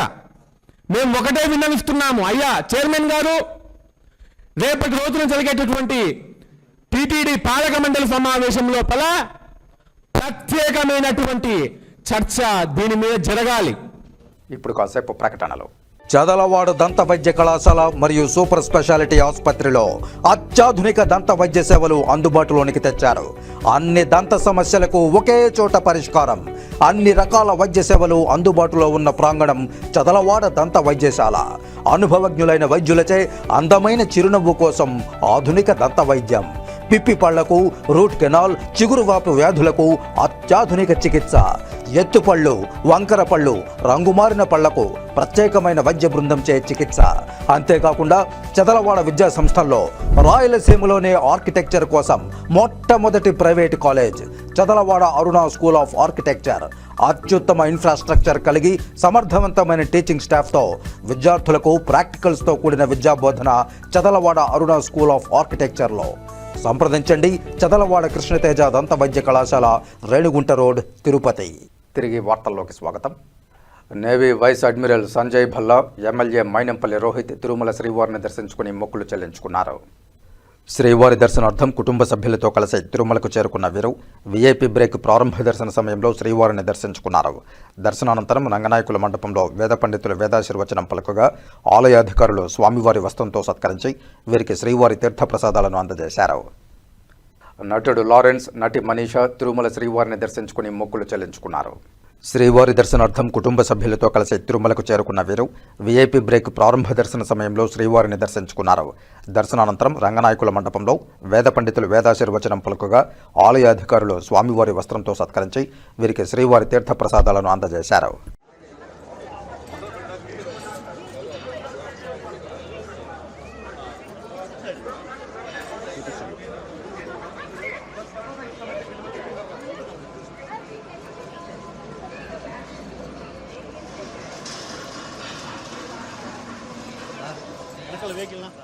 ఆంధ్రప్రదేశ్ యాదవ సంఘం రాష్ట్ర కార్యదర్శిగా తుంటి సుధా యాదవ్ను నియమించినట్లు ఆ సంఘం అధ్యక్షులు కుర్రా శ్రీనివాస యాదవ్ నియామక పత్రాన్ని తిరుపతి ప్రెస్ క్లబ్లో గురువారం అందజేశారు. తిరుపతి ప్రెస్ క్లబ్లో మీడియా సమావేశంలో కుర్రా శ్రీనివాస యాదవ్ మీడియాతో మాట్లాడుతూ రాష్ట్రంలో యాదవుల పట్ల ప్రభుత్వాలు నిర్లక్ష్య ధోరణిని ప్రదర్శించడమే కాక రావాల్సిన పథకాలు బినామీ పేర్లతో పక్కదారి పట్టిస్తున్నారన్నారు. రాష్ట్ర బడ్జెట్ 2 లక్షల కోట్ల రూపాయలు ఉంటే జనాభా దామాషా ప్రకారం 6,000 కోట్ల రూపాయలు యాదవులకు కేటాయించాలని డిమాండ్ చేశారు. అనంతరం తుంటి సుధా యాదవ్ మాట్లాడుతూ తనను నమ్మి రాష్ట్ర కార్యవర్గంలో చోటు కల్పించిన కుర్రా శ్రీనివాస యాదవ్కు కృతజ్ఞతలు తెలిపారు. యాదవుల సమస్యల పరిష్కార దిశగా తన అడుగులు వేస్తానని సుధా యాదవ్ పేర్కొన్నారు. ఈ కార్యక్రమంలో యాదవ సంఘం నాయకులు సీను యాదవ్, కృష్ణ యాదవ్, హరి యాదవ్, చిన్ని యాదవ్, శరత్ యాదవ్, ఇతర యాదవ సంఘాల సభ్యులు పాల్గొన్నారు. ఈ సమావేశం యొక్క ముఖ్య ఉద్దేశం ఆంధ్రప్రదేశ్ యాదవ్ సంఘములో రాష్ట్ర కార్యదర్శిగా నా తమ్ముడు సుధాకర్ యాదవ్ను ఎంపిక చేయడం జరిగింది. గత వారంలో విజయవాడలో జరిగినటువంటి రాష్ట్ర కార్యవర్గ సమావేశంలో ఈ ఎంపిక చేయడం జరిగింది. సుధాకర్ యాదవ్ స్థానికుడు, తిరుపతికి చెందిన వ్యక్తి కనుక ఇక్కడ ప్రెస్ మీట్ పెట్టి దాన్ని అనౌన్స్ చేయడం జరుగుతూ ఉంది. సుధాకర్ యాదవ్ తిరుపతి వ్యక్తి, ఇతన్ని ఆంధ్రప్రదేశ్ యాదవ్ సంఘం రాష్ట్ర కార్యదర్శిగా ఎంపిక చేయడం జరిగింది. అదేవిధంగా ఒకసారి ఆదిదేవ సమతాగమ పూజిత యాదవ కుల మోహన రూప వేదోద్ధర శ్రీ వెంకట నాయక నాదప్రియతే నమో నమః యాదవ కుల మోహన రూప. ఇది తిరుమలలో ఉన్నటువంటి శాసనం. ఇది మేము రాసుకున్నటువంటి శాసనం కాదు. అన్నమాచార్యులు వెంకటేశ్వర స్వామి వారు యాదవ కుల మోహన రూపుడు అని అన్నమాచార్యుల వారు రాసింది, మేము రాసుకున్నటువంటి శాసనం కాదు. ఆదిదేవ సకలాగమ పూజిత యాదవ కుల మోహన రూప వేదోద్ధర శ్రీ వెంకట నాయక నాదప్రియతే నమో నమః యాదవ కుల మోహన రూప. మేము రాసుకుంది కాదండి, అన్నమాచార్యుల వారు శ్రీ వెంకటేశ్వర స్వామి గురించి రాసినటువంటిది. ఇప్పటికీ కూడా ఇది శాసనంలో తిరుమలలో ఉందండి. సో అటువంటి చరిత్ర కలిగినటువంటి యాదవ జాతిలో పుట్టడం యాదవులుగా మేమందరం అదృష్టవంతులుగా భావిస్తూ ఉన్నాం. అదేవిధంగా ఈ రాష్ట్రంలో అత్యధిక జనాభా ఉన్నటువంటి యాదవ జాతికి ఈ రాష్ట్రంలో ఏ పార్టీ అధికారంలో ఉన్నా కూడా విద్య, ఉద్యోగ, వ్యాపార, రాజకీయ రంగాల్లో యాదవ జాతి అనగదొక్కబడతా ఉంది. మా యొక్క జనాభా దామాషా ప్రకారం మాకు రావలసినటువంటి పదవులు కానివ్వండి, నిధులు కానివ్వండి యాదవ జాతికి అందడం లేదు. ఒక ఉదాహరణ చెప్తానండి. రాష్ట్ర విభజన జరిగిన తర్వాత ఇప్పటి వరకు ఏర్పడినటువంటి 3 ప్రభుత్వాలు కూడా యాదవ కార్పొరేషన్ని ఏర్పాటు చేశాయి. విభజన తర్వాత ఫస్ట్ ఏర్పడినటువంటి చంద్రబాబు నాయుడు గారు యాదవ కార్పొరేషన్ ఏర్పాటు చేశారు. కానీ యాదవ కార్పొరేషన్కి ₹1 నిధులు ఇవ్వాల. తర్వాత వచ్చినటువంటి వైఎస్ఆర్ ప్రభుత్వం యాదవ కార్పొరేషన్ ఏర్పాటు చేసింది, చైర్మన్ వేశారు, ఆఫీస్ పెట్టారు గొల్లపూడిలో, కానీ ₹1 నిధులు ఇవ్వాల. ఇప్పుడున్నటువంటి కూటమి ప్రభుత్వం కూడా యాదవ కార్పొరేషన్ ఉంది, చైర్మన్ ఆఫీసులు ఉన్నాయి, కానీ ఈ రోజుకు కూడా యాదవ కార్పొరేషన్కి కూటమి ప్రభుత్వం ₹1 నిధులు కూడా కేటాయించకపోవటం దురదృష్టకరమైనటువంటి అంశం. మా జనాభా లెక్కల ప్రకారం ఈ రాష్ట్రంలో 2 లక్షల కోట్ల వార్షిక బడ్జెట్లో యాదవ జాతికి కనీసం 6,000 కోట్లు యాదవ కార్పొరేషన్కి నిధులు కేటాయించాలని ఆంధ్రప్రదేశ్ యాదవ సంఘం తరపున కూటమి ప్రభుత్వాన్ని డిమాండ్ చేస్తూ ఉన్నాం. ఈ రాష్ట్ర వార్షిక బడ్జెట్ సుమారు 2 లక్షల కోట్లండి. మా జనాభా దామాషా ప్రకారం ఈ రాష్ట్రంలో యాదవ జాతికి యాదవ కార్పొరేషన్కు 6,000 కోట్ల రూపాయలు నిధులు కేటాయించాలని ఆంధ్రప్రదేశ్ యాదవ సంఘం తరపున డిమాండ్ చేస్తూ ఉన్నామండి. అదేవిధంగా అన్ని ప్రభుత్వాలు కూడా ఎన్నికలకు ముందు మా గవర్నమెంట్ వస్తే రాజధాని ప్రాంతంలో యాదవ భవన్ని నిర్మిస్తామని చెప్తున్నారు. ప్రతి జిల్లా హెడ్ క్వార్టర్లో యాదవ భవన్ని నిర్మిస్తామని చెప్తా ఉన్నారు. ఈ రోజుకు కూడా అమరావతి రాజధాని ప్రాంతంలో యాదవ భవన్కి స్థలం కేటాయించడం కానీ నిధులు కేటాయించడం కానీ జరగనే లేదు. మా జనాభా దామాషా ప్రకారం రాజధాని ప్రాంతంలో యాదవులకు 10 ఎకరాలు స్థలం కేటాయించి 100 కోట్ల రూపాయలతో యాదవ భవన్ను యాదవ విద్యార్థులకు హాస్టల్ని నిర్మించాలని ఆంధ్రప్రదేశ్ యాదవ సంఘం తరపున డిమాండ్ చేస్తూ ఉన్నాం. అదేవిధంగా central government livestock mission అని ఒక ప్రోగ్రాం పెట్టిందండి. ఆ ప్రోగ్రాంలో 500 గొర్రెలు 25 పొట్టేళ్ళు ఉంటే ₹1,00,00,000 బ్యాంకు లోన్ తీసుకుంటే అందులో 50 లక్షలు సబ్సిడీ వస్తుందండి. కానీ బ్యాంకు దగ్గరికి వెళ్తే గొర్రెల కాపర్లకు ఎవరికి హామీలు ఉండవు, షూరిటీలు ఎవరు పెట్టరు, వాళ్ళకి అర్బన్ ప్రాపర్టీస్ ఉండవు, కాబట్టి బ్యాంకు వాళ్ళు లోన్లు ఇవ్వడం లేదండి. పేరుకేమో గొర్రెలు లోన్లు ఇస్తాం, గొర్రెల కాపర్లంతా యాదవులు, గొర్రెలు లోన్లు ఇస్తాం, గేదెల లోన్లు ఇస్తామని చెప్తున్నారు. కానీ బ్యాంకు వాళ్ళేమో హామీ ఉంటేనే మీకు లోన్ ఇస్తామనేది బ్యాంకు వాళ్ళు చెప్తున్నారు. బ్యాంకు లోన్ లేకపోతే సబ్సిడీ రాదు. సో మాకు పథకాలు అనేవి పెడుతున్నారు, కానీ అవి మా జాతిలో ఉన్నటువంటి నిజంగా గొర్రెల కాపర్లకు కానీ పేదవాళ్లకు అంటే పశుపోషణ మీద గొర్రెలు కాసుకొని జీవిస్తున్నటువంటి యాదవ జాతికి ఏ విధంగా కూడా ఆ పథకం ఉపయోగపడటం లేదండి. ఇవాళ మనం గమనిస్తే చాలామంది బడా బాబులు, కొంతమంది ఎమ్మెల్యేలు, ఎంపీలు కూడా లైవ్ స్టాక్ మిషన్ని ఉపయోగించుకొని 50 లక్షల రూపాయలు సబ్సిడీలు పొందారండి. కానీ ఏ ఒక్క గొర్రెల కాపరకు కూడా ఆ సబ్సిడీ అనేది ఇప్పటి వరకు రావటం లేదండి, అందలేదండి ఒక్కసారి కూడా, నేను ఖచ్చితంగా చెప్పగలుగుతా. అంటే పథకాలు పెడుతున్నారు కానీ అవి దారి మళ్ళిపోతూ ఉన్నాయి. ఎందువల్ల దారి మళ్ళుతున్నాయంటే బ్యాంకు మేనేజర్ ఏమో హామీ ఉంటేనే లోన్ ఇస్తామంటాడు, వీళ్ళ దగ్గర ఏమో హామీ పెట్టడానికి అర్బన్ ప్రాపర్టీస్ ఉండవు, వీళ్ళకి ఎవరు గవర్నమెంట్ ఎంప్లాయీస్ షూరిటీ సంతకాలు పెట్టరు, వీళ్ళ దగ్గర ఏమో ఇవి ఇన్కమ్ ట్యాక్స్ రిటర్న్స్ ఉండవండి. సో మేము ప్రభుత్వాన్ని డిమాండ్ చేసేది ఏంటంటే గొర్రెల కాపర్లకు కానివ్వండి, గ్రామీణ ప్రాంతంలో 1 లేదా 2-3 గేదెలతోటి పాల వ్యాపారం చేసుకొని జీవిస్తున్నటువంటి పేద యాదవులకు కానివ్వండి, అయితే ఏ విధమైనటువంటి హామీ లేని రుణాలను బ్యాంకుల నుంచి ప్రభుత్వం ఇప్పించాలి ఒకటి, లేదా అది కుదరని పక్షంలో తెలంగాణ గవర్నమెంట్ ఏం చేస్తుందంటే నేరుగా గొర్రెలు గేదెలను వాళ్ళకి పంపిణీ చేయటం జరిగిందండి. ఆ విధంగానైనా సరే గేదెలను కానీ గొర్రెలను కానీ ఆవులను కానీ నేరుగా పంపిణీ చేయాలనేది ఆంధ్రప్రదేశ్ యాదవ సంఘం తరపున డిమాండ్ చేస్తున్నాం. క్లియర్ డిమాండ్ అండి. హామీ లేనటువంటి రుణాలు బ్యాంకు వాళ్ళు ఇవ్వాలి. అలా ఇప్పించలేనటువంటి పక్షములో నేరుగా గొర్రెలు గేదెలు ఆవులను ఎవరైతే గొర్రెల కాపర్లు, ఎవరైతే పేద యాదవులు పాడి పరిశ్రమ మీద ఆధారపడి జీవిస్తున్నారో వాళ్ళకి నేరుగా సప్లై చేయాలని ఆంధ్రప్రదేశ్ యాదవ సంఘం తరపున డిమాండ్ చేస్తూ ఉన్నామండి. అదేవిధంగా ఈ ఆంధ్రప్రదేశ్ యాదవ సంఘం అనేది ఈ రాష్ట్రంలో ప్రతి గ్రామంలో కూడా కమిటీలు వేయటానికి ప్రయత్నం వేస్తున్నాం.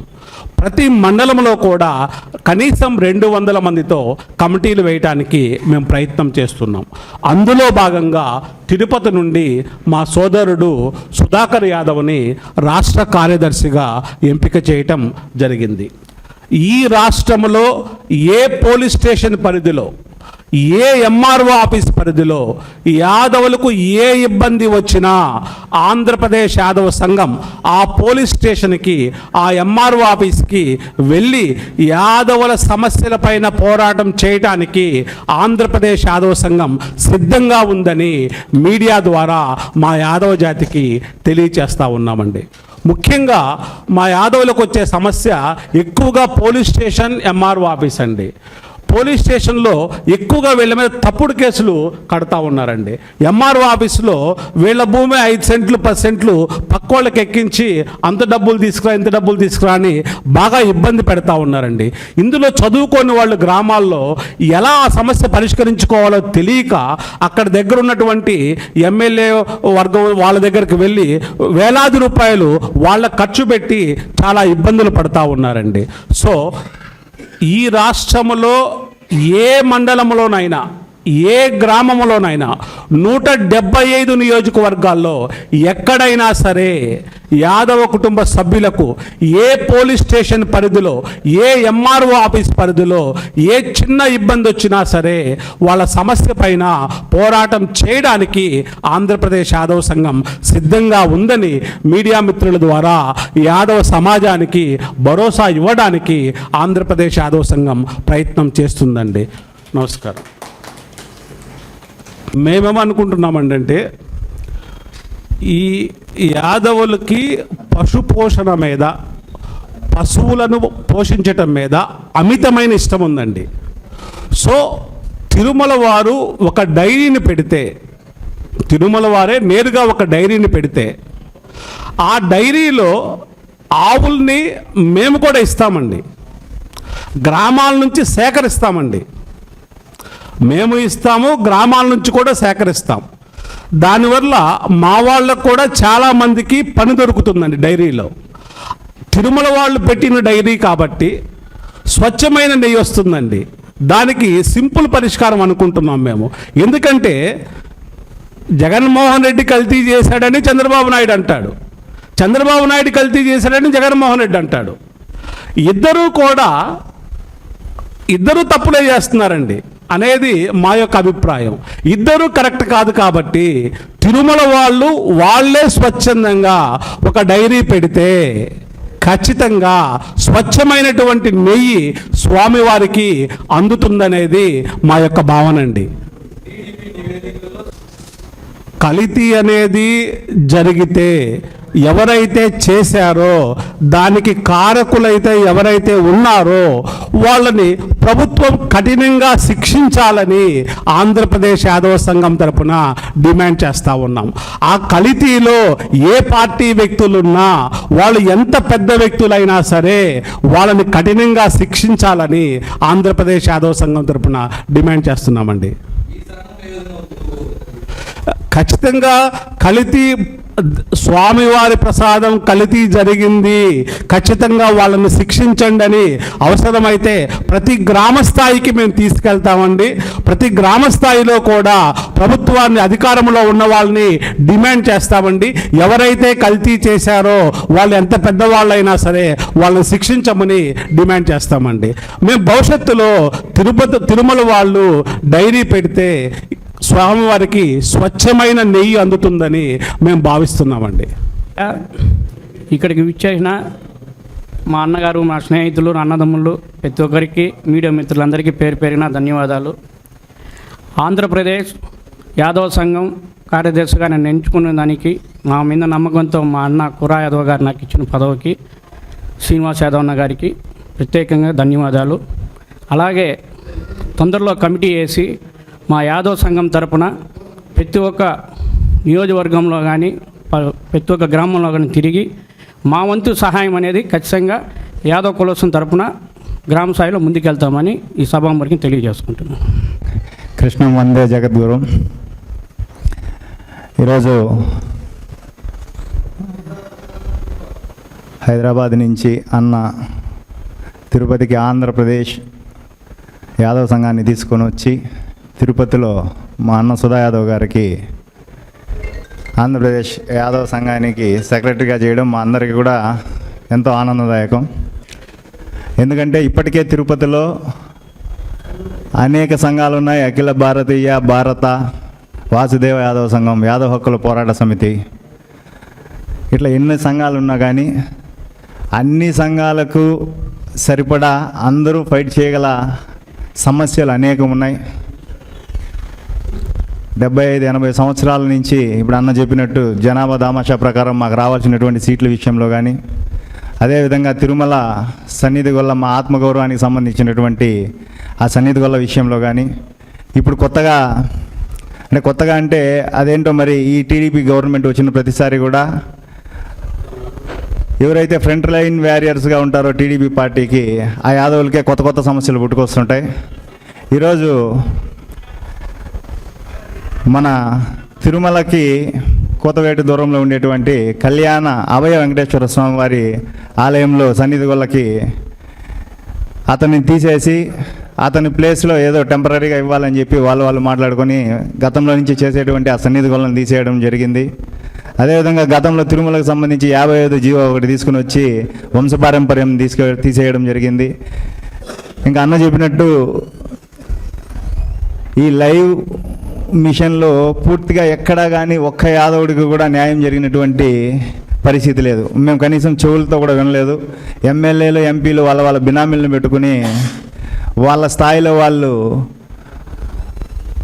గొర్రెలు కాచుకోవడానికి అక్కడి నుంచి లోన్లు తెచ్చుకొని మాఫీలు చేసుకునేటువంటి పరిస్థితులు చూసాం. వీటన్నిటిపైన మావన్నీ రకరకాల సంఘాలు అయినప్పటికీ కూడా సమస్యల పైన అందరం ఒకటయ్యి రాబోయే రోజుల్లో మా సమస్యలన్నీ తీర్చుకోవడానికి ప్రయత్నిస్తామని చెప్పి ఈరోజు అన్నగారికి ప్రత్యేక శుభాకాంక్షలు తెలియజేసుకుంటూ నమో వెంకటేశ్వర.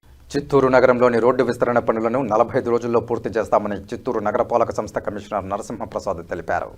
గురువారం ఆయన మీడియాతో మాట్లాడుతూ చిత్తూరు జిల్లా collector Sumit Kumar, MLA Gurajala Jaganmohan, MP Daggumalla Prasadarao ఆదేశాల మేరకు పలమనేరు రోడ్డు, సంతపేట, కొంగారెడ్డిపల్లి, సాంబయ్య కండ్రిగ వై జంక్షన్తో పాటు డివైడర్లు నిర్మించి వీధి లైట్లను ఏర్పాటు చేస్తున్నట్లు వెల్లడించారు. అలాగే శాశ్వత త్రాగునీటి పరిష్కారం కోసం కల్వకుంట ప్రాజెక్టు నీటిని కోర్టు డౌన్ మీదుగా సంతపేట ట్యాంకుకు తీసుకువెళ్లి పైప్ లైన్ల ద్వారా నీటి సరఫరా చేయడం జరుగుతుందని పేర్కొన్నారు. 45 రోజుల్లో నగర రోడ్డు విస్తరణ పనులు పూర్తి చేసి సర్వాంగ సుందరంగా తీర్చిదిద్దుతామని తెలిపారు. చిత్తూరు నగరపాలక సంస్థ పరిధిలో ప్రధానంగా గౌరవ శాసనసభ్యుల వారి ఆదేశాల మేరకు, ఎంపీ సార్ ఆదేశాల మేరకు ప్రధానంగా పలమనేరు రోడ్డు ఏదైతే ఉందో road widening along with shoulder స్ట్రెంథనింగ్తో డివైడర్ విత్ స్ట్రీట్ లైటింగ్ కూడా ప్లాన్ చేయడం జరిగింది. ప్రస్తుతానికి వర్క్స్ కూడా ప్రోగ్రెస్లో ఉన్నాయి. అలాగే గాంధీ రోడ్లో కూడా both sides drains with covered slabs along with end BT కూడా ప్రోగ్రెస్లో ఉంది. అలాగే వాటర్ సప్లై ప్రాధాన్యత దృష్ట్యా సంతపేటలో ఈఎల్ఎస్ఆర్ని కూడా ప్లాన్ చేసి కోర్టు డౌన్ నుంచి కల్వకుంట వాటర్ని ఎన్షూర్ చేయడానికి వర్క్ కూడా ప్రోగ్రెస్లో ఉంది. వీటన్నిటితో పాటు కొంగారెడ్డిపల్లిలో కూడా divider with street lighting from Anna canteen నుంచి సాంబయ్య కండ్రిగ వై జంక్షన్ వరకు డివైడర్, అలాగే రోడ్ వైడింగ్ కూడా ప్లాన్ చేస్తాము. Sambaiah Kandriga Y junction road కూడా ఏదైతే ఇప్పుడు జరుగుతూ ఉందో 1.1 కిలోమీటర్స్ కూడా కంప్లీట్ చేస్తామని తెలియజేస్తున్నాము. ఇవన్నీ వర్క్స్ కూడా రాబోయేటువంటి 45 డేస్లో కంప్లీట్ చేస్తామని తెలియజేస్తాము. తిరుపతిలో చర్మ వ్యాధులకు అత్యాధునిక చికిత్స అందించే దిశగా స్కిన్ రైజ్ హాస్పిటల్ ప్రారంభించడం శుభపరిణామమని తుడా చైర్మన్ దివాకర్ రెడ్డి అన్నారు. తిరుపతి పద్మావతి నగర్ డీమార్ట్ సమీపంలోని జననీ కాంప్లెక్స్లో స్కిన్ రైజ్ ఆధునిక చర్మ హాస్పిటల్ను గురువారం ఉదయం తుడా చైర్మన్ దివాకర్ రెడ్డి ముఖ్య అతిథిగా హాజరై ప్రారంభించారు. ఈ సందర్భంగా హాస్పిటల్ నిర్వాహకులు డెర్మటాలజిస్ట్ డాక్టర్ సుజిత మాట్లాడుతూ మొటిమలు మరియు మచ్చలు, సోరియాసిస్ మరియు ఎగ్జిమా, అలర్జీలు మరియు దురద, ఫంగల్ ఇన్ఫెక్షన్లు, అడ్వాన్స్డ్ విటిలిగో, తెల్ల మచ్చలు, జుట్టు రాలడం మరియు డాండ్రఫ్, గోరు సమస్యలు, పిల్లల చర్మ సమస్యలు, పుట్టు మచ్చలు, స్కిన్ ట్యాగ్లు తొలగింపు వంటి డెర్మటాలజీ సేవలు అందుబాటులో ఉన్నాయన్నారు. అలాగే skin glow treatment, pigmentation removal, anti ageing చికిత్సలు, మెడిఫేషియల్ మరియు chemical peels, laser hair removal, scar మరియు స్ట్రెచ్ మార్క్ ట్రీట్మెంట్, బొటెక్స్ మరియు ఫిల్లర్స్, హెయిర్ ట్రాన్స్ప్లాంటేషన్ వంటి ఎస్థెటిక్ సేవలు కూడా ప్రజలు వినియోగించుకోవచ్చని విజ్ఞప్తి చేశారు. కాగా మొదటి నెలలో కన్సల్టేషన్ మరియు ప్రొసీజర్లపై 50% వరకు ప్రత్యేక తగ్గింపునిస్తున్నట్లు వివరించారు. అందరికీ నమస్కారం. మీడియా మిత్రులకు ఈరోజు ఈ స్కిన్ రైజ్ హాస్పిటల్ ఓపెనింగ్కి వచ్చినటువంటి అందరికీ కూడా నమస్కారాలు. ఈరోజు తిరుపతిలో ఈ స్కిన్ రైజ్ హాస్పిటల్ చాలా సంతోషంగా ఉన్నది. ఎందుకంటే ఈరోజు మంచి చదువుకొని తిరుపతి ఉన్నటువంటి ప్రజలందరూ కూడా మంచి ఆరోగ్యాన్ని ఇచ్చే విధంగా తిరుపతి లాంటి మల్టీ సూపర్ స్పెషాలిటీ హాస్పిటల్స్ రావడం కూడా చాలా హ్యాపీ. సో దాంట్లో భాగంగా ఈరోజు మన మంగళం రోడ్లో ఉన్నటువంటి దీంట్లో మంచిగా డెవలప్ చేసి లేజర్ ట్రీట్మెంట్స్ కావచ్చు, హెయిర్ ట్రాన్స్ప్లాంటేషన్ కావచ్చు, మన గ్యాస్ వైఫ్ అండ్ హస్బెండ్ ఇద్దరు, ఒకరేమో గ్యాసు, ఒకరేమో డెర్మటాలజిస్ట్, కాబట్టి హ్యాపీగా ఎవరికి ఇబ్బంది ఉన్నవాడు వచ్చేసి స్కిన్ రైజ్లో చూపించుకోవచ్చు హ్యాపీగా. సో వీళ్ళందరూ బాగా నాకు తెలిసిన వ్యక్తులు, మా ఇంట్లో కుటుంబ సభ్యులందరూ. సో వీళ్ళందరూ బాగా ఎదగాలని చెప్పి మనస్ఫూర్తిగా నేను భగవంతుని ప్రార్థన చేసుకుంటాను. Thank you very much. కొత్తగా మనం స్కిన్ రైజ్ హాస్పిటల్ని ప్రారంభించాం. దీంట్లో మెయిన్గా మనకు dermatology and surgical gastroenterology related A problems ఉన్నా కానీ అత్యాధునికమైన ట్రీట్మెంట్తో అందరూ ఈ సేవలను అందించుకోవాలని థ్యాంక్ యూ.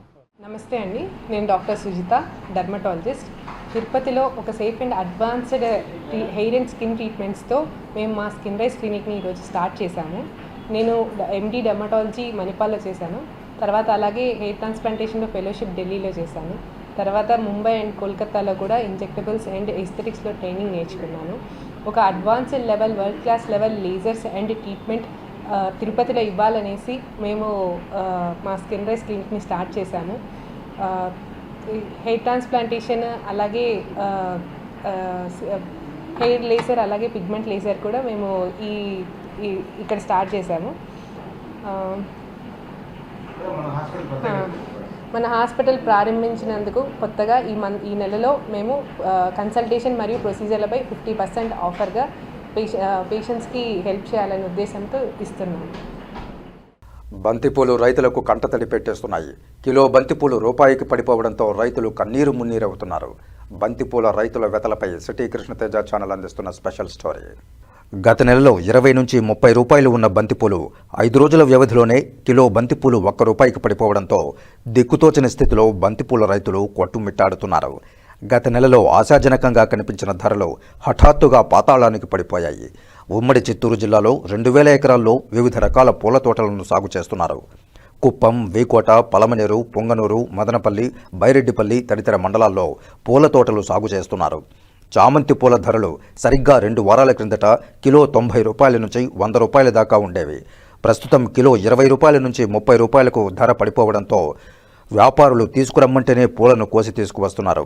లేకపోతే కోత తీసే పరిస్థితి కూడా లేదని చామంతి రైతులు ఆవేదన వ్యక్తం చేస్తున్నారు.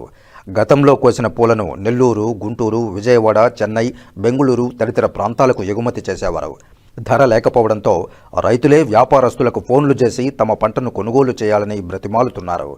4 నెలల పంటకాలం ఉండే బంతిపూలు, చామంతిని ఎకరాలో సాగు చేయాలంటే 1 లక్ష రూపాయల దాకా పెట్టుబడి పెడుతున్నట్లు రైతులు చెబుతున్నారు. దిగుబడి ఎకరాకు 5.5 టన్నుల మేర వస్తోంది. గత ఏడాది ధర బాగుండడంతో ఈ ఏడాది మండలంతో పాటు ఇతర ప్రాంతాల్లోనూ రైతులు బంతిపూలు, చామంతి పూల సాగును విరివిగా వేయడంతో పూల దిగుబడి పెరిగి పూలకు డిమాండ్ లేక ధర తగ్గినట్లు వ్యాపారులు చెబుతున్నారు. పెళ్లిళ్ల సీజన్ ఉన్నప్పటికీ పూల ధరలు మాత్రం పెరగలేదని, ధరలు ఇలాగే కొనసాగితే రైతులు నష్టాల పాలవడం తప్పదని, ఎకనైనా సంబంధిత అధికారులు రైతులను ఆదుకోవాలని ఆవేదన వ్యక్తం చేస్తున్నారు.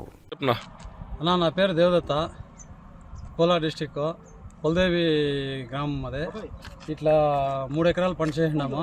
ఇట్లా కోసే టైంకి కూలీ ఈరోజు కూలీ 5,000 దాకా కూలీ అయింది. మార్కెట్కి ఎత్తుకొస్తే మార్కెట్లో పోలేదు పూలు, ఎత్తుకొచ్చి రోడ్డుకి వేస్తాను.